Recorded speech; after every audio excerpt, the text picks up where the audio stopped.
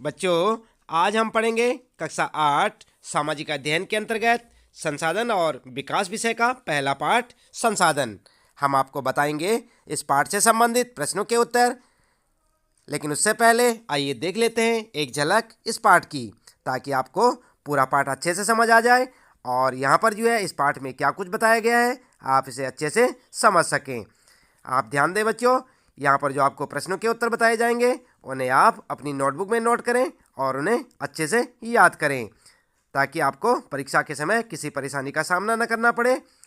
और आप चाहें तो इस पाठ को यहाँ से पढ़ सकते हैं बच्चों, चाहे अपनी पाठ्य पुस्तक से, लेकिन एक बार पाठ को अवश्य पढ़ लें। तो देख रहे ना आप यहाँ पर, ये है आपका पहला पाठ और पाठ का नाम क्या है? संसाधन। इसके बाद बच्चों, जैसे ही यहाँ पर पाठ समाप्त होता है, इस पाठ में कुछ प्रश्न आपके लिए दिए हुए हैं, इनके उत्तर हम आपको यहाँ पर बताने वाले हैं। तो आप लगातार देखते रहें वीडियो और जुड़े रहें हमारे साथ। चलिए शुरू कर लेते हैं इस पाठ से संबंधित प्रश्नों के उत्तर। अभ्यास प्रश्न उत्तर में तो चलिए देख लेते हैं। सबसे पहला प्रश्न आपका, निम्नलिखित प्रश्नों के उत्तर दीजिए। यहाँ पर जो है आपके लिए कुछ प्रश्न दिए हुए हैं और उनके उत्तर आपको लिखने हैं। पहला प्रश्न है बच्चों, पृथ्वी पर संसाधन असमान रूप से क्यों वितरित हैं? देख रहे हैं ना आप यहाँ पर, पृथ्वी पर संसाधन असमान रूप से क्यों वितरित हैं? तो उत्तर क्या लिखेंगे? उत्तर इस प्रकार से लिखेंगे आप, प्राकृतिक संसाधनों का वितरण भू आकृतियों, जलवायु, ऊंचाई, वनस्पति जैसे अनेक भौतिक कारकों पर निर्भर करता है। पृथ्वी पर इन कारकों में विभिन्नता होने के कारण संसाधनों का वितरण असमान है। ठीक है ना? तो इस प्रकार से आप अपने इस प्रश्न का उत्तर लिख सकते हैं। अगला प्रश्न है बच्चों, दूसरा प्रश्न, संसाधन संरक्षण क्या है? तो यहाँ पर क्या उत्तर लिखेंगे आप? उत्तर लिखेंगे आप, संसाधनों का सतर्कता तथा बुद्धिमत्ता पूर्वक उपयोग करना और उन्हें नवीनीकरण के लिए समय देना संसाधन संरक्षण कहलाता है। देख रहे ना आप? तो इस प्रकार से आप अपना उत्तर लिखें। इसके बाद तीसरा प्रश्न आता है आपका और इसमें पूछा है, मानव संसाधन महत्वपूर्ण क्यों हैं? तो क्यों है बच्चों? आपने पाठ में पढ़ा होगा।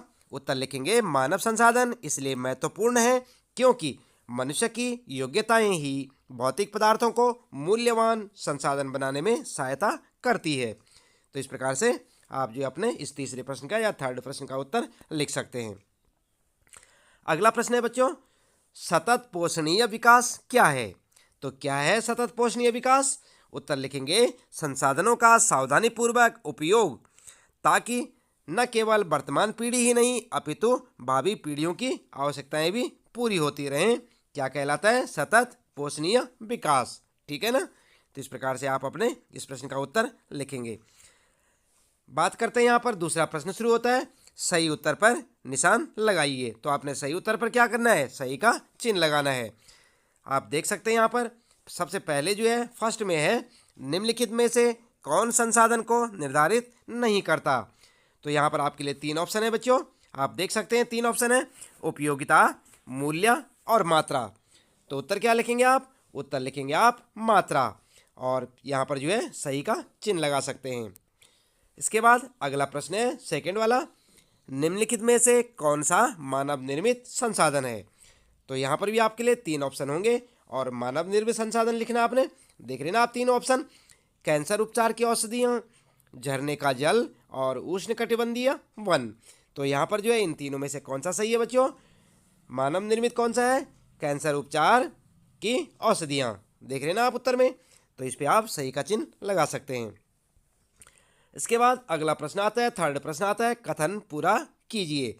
जैव संसाधन, और यहाँ पर 3 ऑप्शन आपके लिए, जीव जंतुओं से व्युत्पन्न, मनुष्यों द्वारा निर्मित या निर्जीव वस्तुओं से व्युत्पन्न। तो यहाँ पर तीनों में से कौन सा सही ऑप्शन होगा बच्चों? याद रखेंगे, कै वाला सही है, जीव जंतुओं से व्युत्पन्न। तो आप यहाँ पर जो है सही का चिन्ह लगाएं। ध्यान रखें बच्चों, ध्यानपूर्वक प्रश्नों के उत्तर देखें और इन्हें अपनी नोटबुक में नोट भी करें और याद भी करें। इसके बाद अगला प्रश्न है तीसरा, निम्नलिखित में अंतर स्पष्ट कीजिए। तो यहाँ पर जो है आपने अंतर स्पष्ट करना है संभाव्य और वास्तविक संसाधन में, और अगला है सर्वव्यापक और स्थानिक संसाधन में। ठीक है?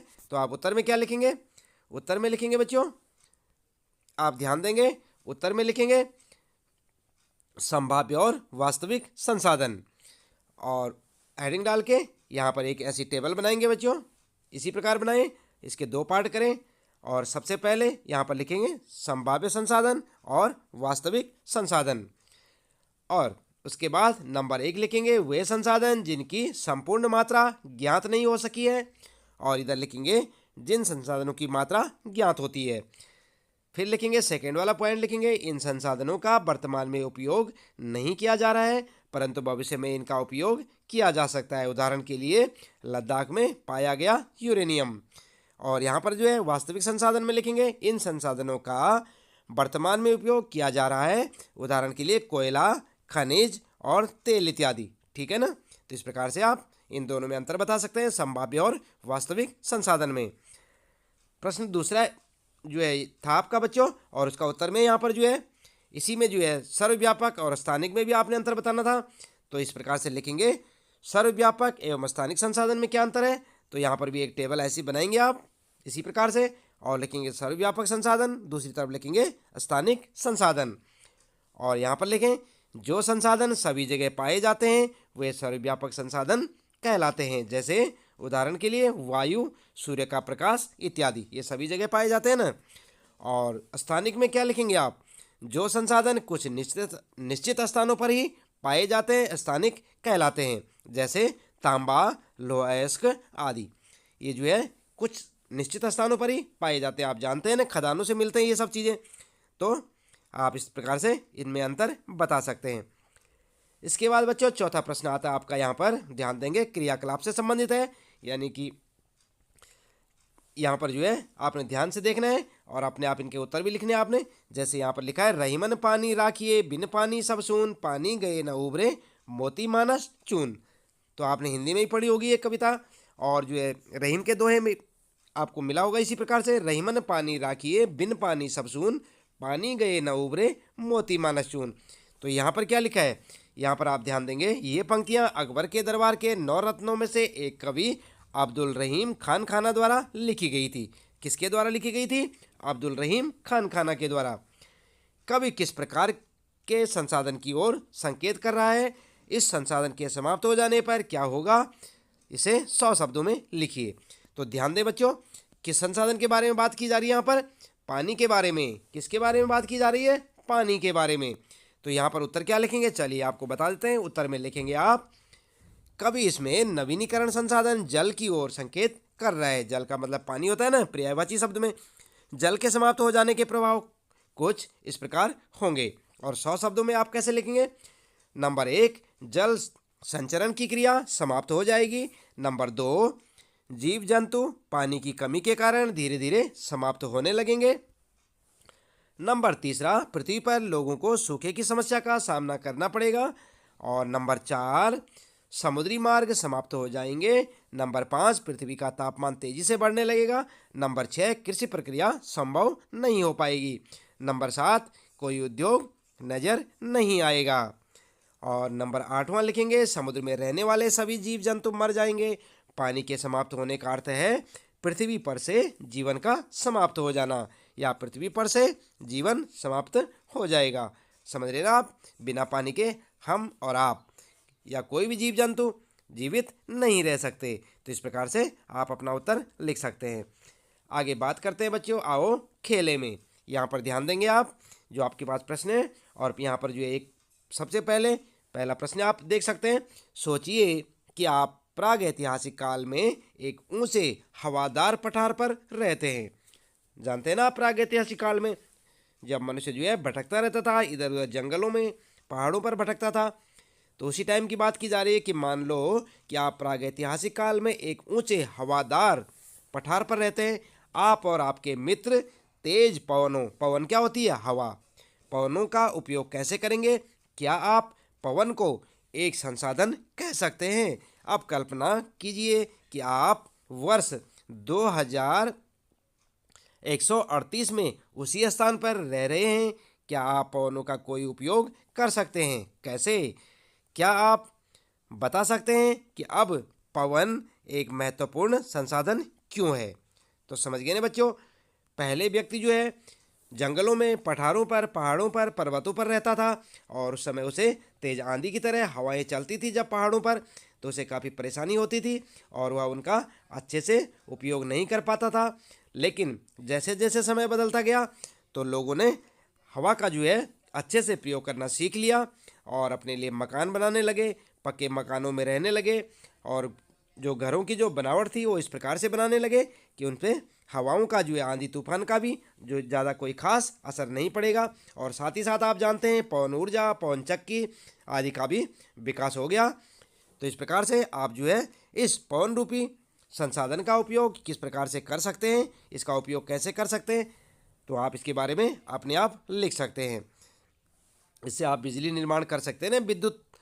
और क्या करेंगे, यहाँ पर जो उत्तर लिखेंगे विद्यार्थी स्वयं करें, तो आप अपने हिसाब से इसका उत्तर लिखेंगे कि किस प्रकार से आप तेज हवाओं का, तेज पवनों का जो है सामना करेंगे और किस प्रकार से उनका सदुपयोग कर पाएंगे।